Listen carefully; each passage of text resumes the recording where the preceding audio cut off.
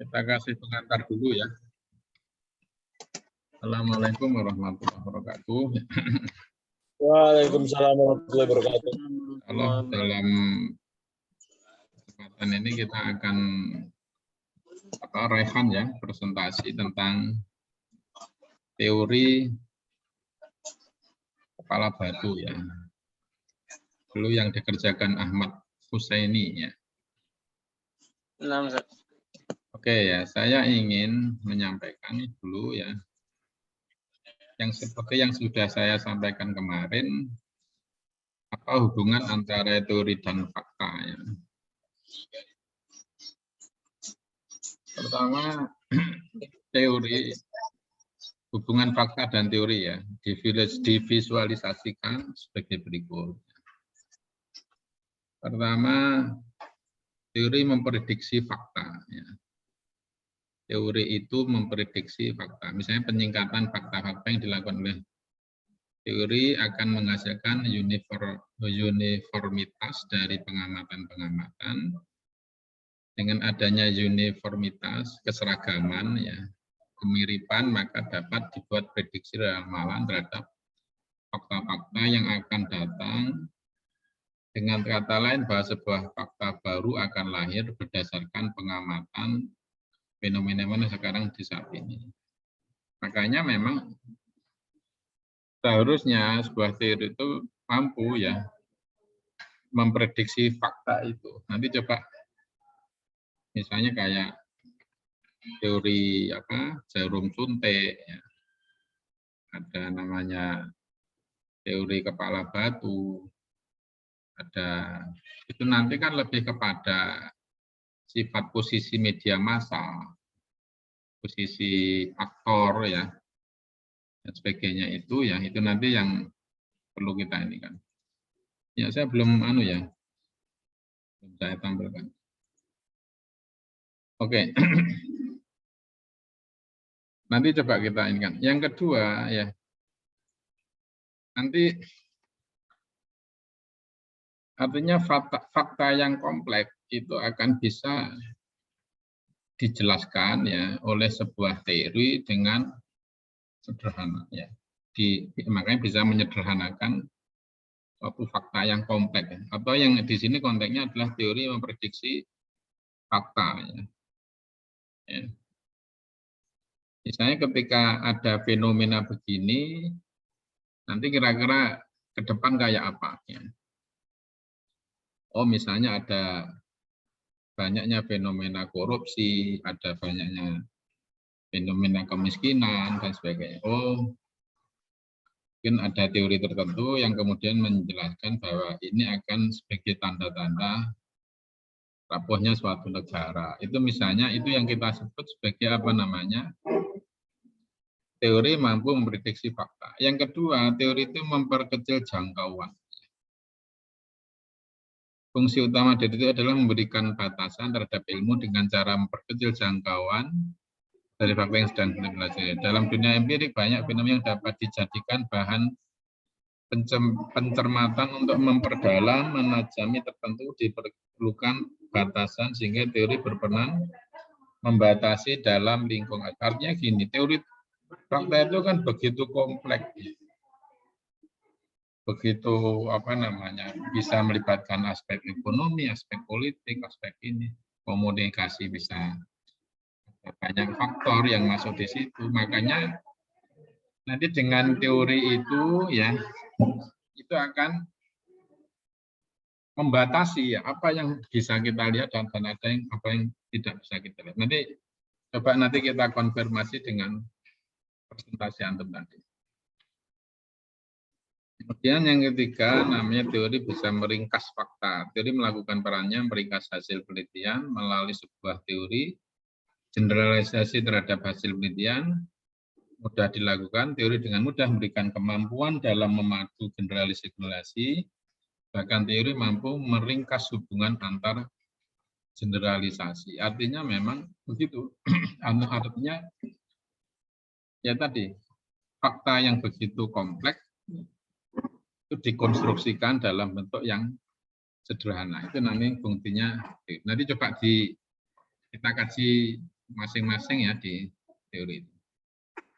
Terus teori bisa memperjelas celah yang kosong, ya. Dan sebaliknya fakta bisa memperkerasai teori. Misalnya dengan fenomena-fenomena baru, ya itu bisa juga lahirnya sebuah teori itu juga dari fenomena-fenomena yang ada di lapangan. Atau fakta menformulasikan kembali teori yang ada. Dari teori itu disempurnakan. Ya. Mungkin ada banyak hal yang tidak bisa dijelaskan oleh teori itu, ya. Maka di sini fakta bisa namanya menformulasikan kembali, artinya bisa lebih menyempurnakan teori yang ada. Yang berikutnya fakta dapat menolak teori. Fakta, jika banyak diperoleh fakta yang menunjukkan sebuah teori tidak dapat diformulasikan, maka fakta berhak menolak teori yang tersebut. Dan fakta memberikan jalan mengubah teori. Ya. Fakta mampu berjelas teori dan mengajak seorang untuk mengubah orientasi teori.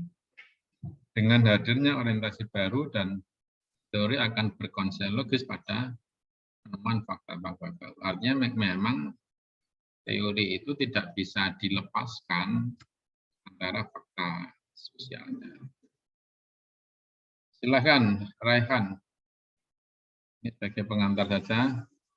Silakan untuk presentasi tentang teori apa tadi? Teori kepala batu, Zat. Kepala batu. Silakan. Seperti yang kita tahu, Zat, pada tahun 1973, seorang pakar psikologi yang bernama Raymond Bauer pernah menciptakan teori yang bernama teori kepala batu. Seperti yang kita tahu, teori tersebut merupakan bentuk kritik seperti sebelumnya teori jarum hiperdemik yang disampaikan oleh Faisal Abdau yang mengatakan bahwa halayak tidak berdaya sedangkan media perkasa. Dan teori kepala batu ini menentang dengan keputusan teori jarum hiperdemik ini. Dia mengatakan bahwa halayak justru sangat berdaya dan sama sekali tidak pasif dalam proses komunikasi politik. Bahkan halayak memiliki daya tangkap dan daya serap terhadap semua rangsangan yang menyentuhnya. Halayak hanya bersedia mengikuti pesan tersebut bila pesan tersebut memberikan keuntungan atau memenuhi kepentingan dan kebutuhan halayak. Dan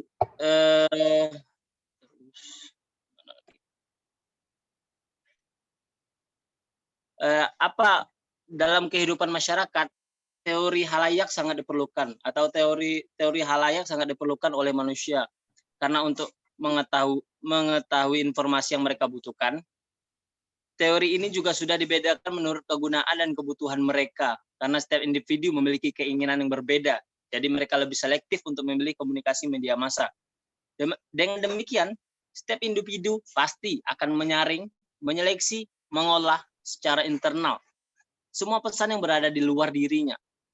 Inilah proses psikologi. Memang seharusnya setiap individu harus memiliki daya selektif sebagai filter konseptual. Jadi kesimpulan yang kita ambil dari konsep kepala batu ini ialah teori halayak kepala batu dan teori guna dan kepuasan dimasukkan ke dalam media massa sangat berpengaruh besar kepada manusia karena dengan adanya media massa manusia bisa mengetahui semua informasi yang melalui cetak dan online. Dia mampu menyeleksi atau menyaring sesuai dengan kebutuhannya dan lingkungannya. Syukran, Zat.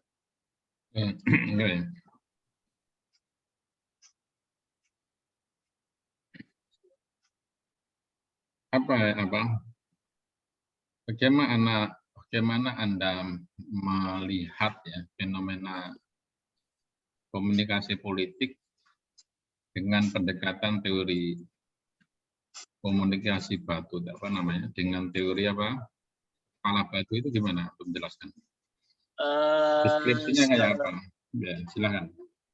Kalau antara komunikasi politik dan teori kepala batu, kita tahu bahwa di dunia perpolitikan sekarang bahwa media massa lebih berkuasa atau lebih leluasa dalam menyampaikan apapun itu. Jadi sebagai halayak semua halayak perpolitikan hanya mengikuti arus dari media massa dan mereka banyak yang belum tahu apakah berita itu benar, apakah berita itu salah. tapi mereka termakan hoaks. Jadi seperti media massa berkuasa, kita hanya halayak yang mengikuti arus di dunia perpolitikan, halayak dalam perpolitikan hanya mengikuti arus dari media massa tersebut.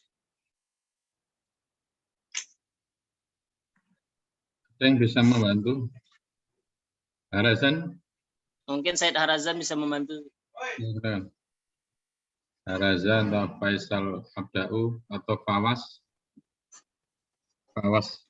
Hamzat, Silakan. Mungkin ada yang terbantu. Bagaimana terkait menjelaskan? teori kepala batu, mungkin sepemahaman saya penerapan teori kepala batu ini bentuk dari bukan penyimpangan, apa ya, Ustaz? Kayak Perlawanan.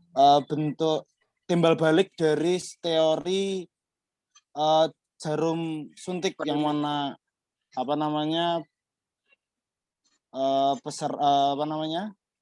pengguna media ataupun ya pengguna media itu tidak hanya memiliki pola pikir yang sama dengan komunikator dari pihak media yang menyebarkan.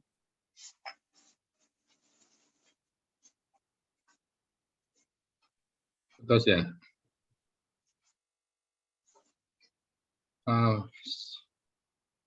Fawas itu berapa orang ini? Fawas Mustaf. Sendiri, Ustaz.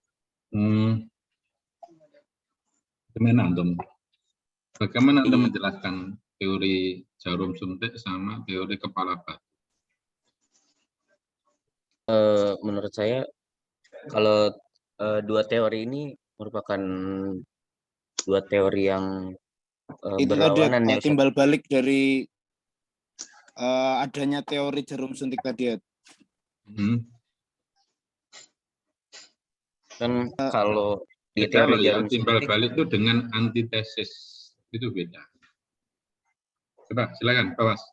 iya kalau menurut saya teori jarum suntik itu kan masyarakat menerima mentah-mentah informasi yang diberikan. Kemudian kalau teori kepala batu, kalau menurut saya itu adalah seperti kebalikannya. Jadi masyarakat tidak menerima informasi secara mentah-mentah yang kemudian diolah dulu melalui pola pikirnya seperti itu.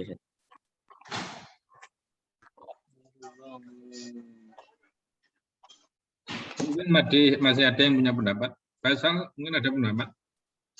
Silakan. Maaf ya, agak satu.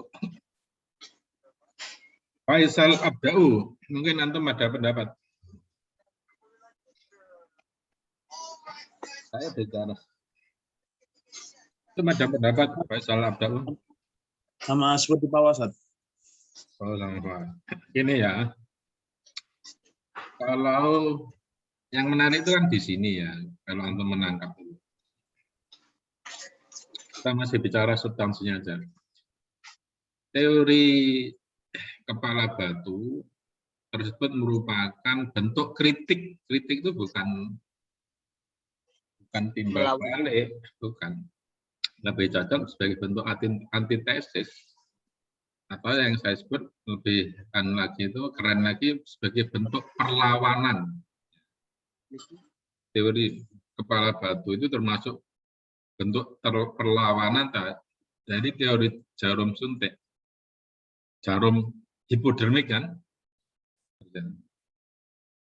Yang mengatakan khalayak itu tidak berdaya, sedangkan media itu perkasa. Maka dalam teori jarum hipodermik itu maka lahirlah istilah apa? Media mainstream. Media mainstream kan? Seakan-akan yang namanya politisi, aktor politik itu asal sudah menguasai televisi, media-media nasional itu, iya kan? Itu dianggap sudah habis kan? Bahkan pemilu belum selesai itu sudah dianggap selesai karena sudah dipastikan siapa pemenangnya oleh media massa itu, oleh media mainstream tadi. Tapi nanti ditambah para peneliti ya, itu di situ. Tapi sebaliknya dalam teori kepala batu itu makanya saya menyebut adalah sebagai bentuk perlawanan. Ketika mereka mengatakan bahwa maka ada media mainstream tadi ya, media mainstream itu seakan-akan opini masyarakat itu dikendalikan oleh media massa. Maka dengan lahirnya teori kepala batu itu sebagai bentuk perlawanan, sehingga apa? Maka lahirlah yang disebut dengan media alternatif. Ada media alternatif, ada WA, ada Instagram, ada Facebook. Yang nggak mungkin ribuan ya, itu dikendalikan oleh pemerintah atau dikendalikan oleh aktor politik tertentu, itu nggak mungkin. Sehingga nanti efeknya itu macam-macam. Ya. Efeknya itu macam-macam. Sekarang sebenarnya sedang terjadi, ya, termasuk dalam sistem politik pun, bahwa misalnya sebuah kekuatan politik dengan mengendalikan sebuah partai, semua partai politik, tidak serta-merta itu bisa menang dalam politik. Misalnya saya ambil contoh. Ketika misalnya mayoritas partai di parlemen itu menggulirkan tentang rencana undang-undang apa kemarin yang ramai sehingga melibatkan mahasiswa turun tangan, turun jalan ya. Terus apa itu siapa? Itu undang-undang apa itu? Itu KIP. RUU KUHP. Iya, KUHP. Ya, KUHP. Itu kan seakan-akan sudah menang kan media massa dikendalikan mereka. Terus parlemen sudah suaranya mayoritas. Bahkan waktu itu kan hanya PKS saja kan, PKS sama Demokrat kalau nggak salah. Itu seakan-akan sudah kalah gitu. Tapi ternyata tidak begitu. Sekarang sama juga implementasinya dengan teori kepala batu itu, maka lahirlah yang namanya media-media alternatif itu. Karena nggak bisa yang namanya aktor politik itu akhirnya apa? Menguasai sebuah TV tertentu. Enggak, sekarang malah TV, koran-koran nasional itu mengalami apa? Kebangkrutan kan. Tapi justru muncul yang disebut dengan media-media alternatif itu. Bisa dipahami sih siapa? Raihan. Tolong videonya dinyalakan ya. Masa saya ngomong sendiri. Kalau silakan, Raihan mana Raihan? Halo Raihan.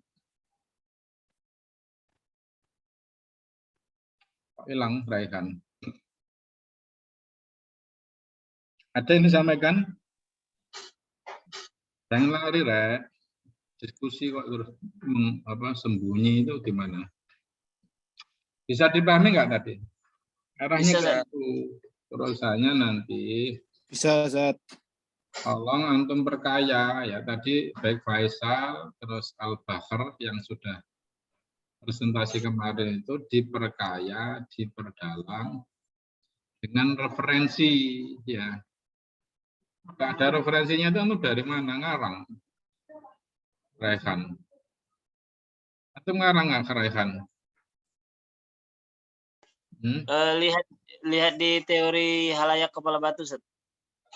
Nah ya, itu makanya sumbernya siapa, dari buku apa. Apa kelebihan punya antum dengan punyanya siapa? Saya ini. Punyanya Ahmad Husaini.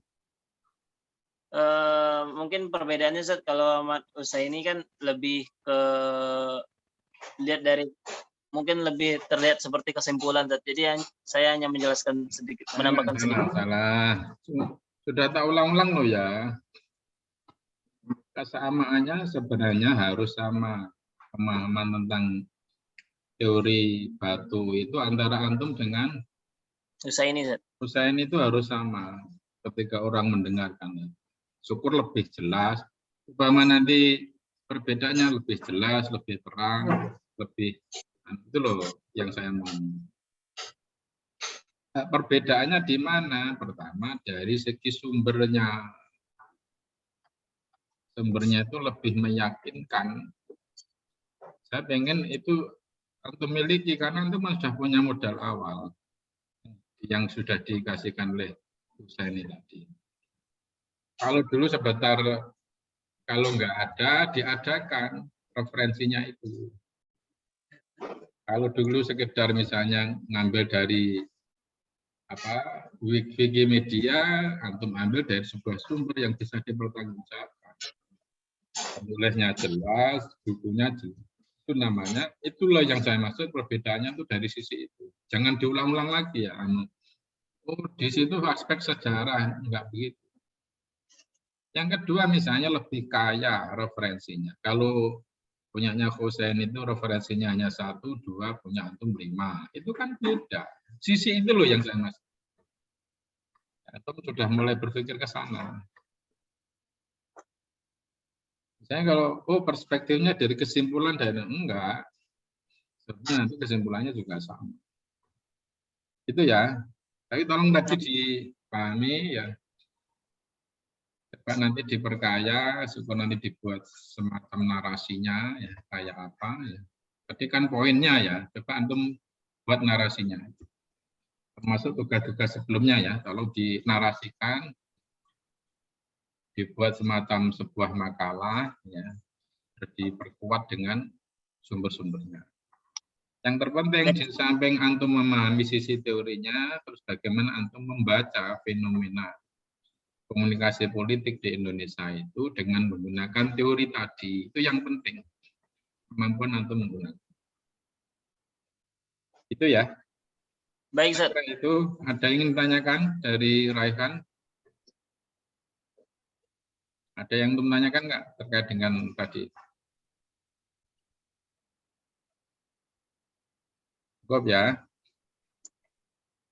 Antum juga boleh nanya. Saya kira demikian ya. Terima kasih untuk Raihan. Ini satu lagi